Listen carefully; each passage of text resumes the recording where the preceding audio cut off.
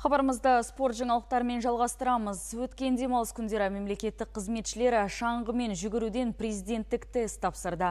Жарысқа қатысушыларға қаладағы медицина мекемелерінің қызметкерлері қолдау көрсетіп, дәрігерлер жемқорлыққа қарсы акциясын ұйымдастырды. Қатысушылармен жарысты тамашалауға келген қала тұрғындарына сыртында жемқорлыққа қарсы вакцина деген жазуы бар дәрумендер таратылды. Бұл жолғы президенттік норматив орындауға 100-ден аса мемлекеттік қызметші қатысты. Жарысқа Ертіс адалдық алаңы жобалық кеңсесі мен қаладағы медицина мекемелерінің қызметкерлері қолдау көрсетіп, жемқорлыққа қарсы акциясын ұйымдастырды. Осылайша дәрігерлер парақорлықпен күресте өз үлестерін қосып отыр. Медицина қызметкерлердің атынан жемқорлық болмасын дейміз. Біздің қоғамдық ортада жемқорлық болмасын дейміз. Сондықтан біз осындай вакцина таратудамыз, жемқорлыққа қарсы деген. Онен осы вакцинаны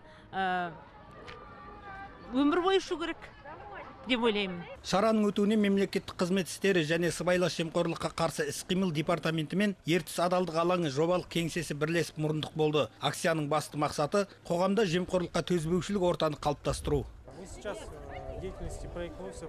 Біз қазір Ертіс адалдық алаңы жобалық кеңсесінің мониторингтік қызмет аясында денсаулық сақтау саласында сараптама жүргізіп жатырмыз. Дәрігерлер белсене ат салысып, жемқорлыққа қарсы екпе акциясын ұйымдастыруда. Мұндай шаралар сыбайлас жемқорлықтың алдын алуға ықпал етеді.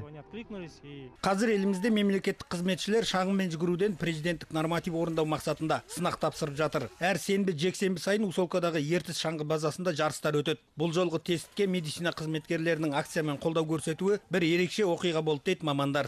Айта кетерлік, бүгінгі біздің шараға медицина қызметкерлері келіп отыр. Олардың енді ең басты бір ниеті деген сияқты бұл медицина жемқорлыққа қарсы.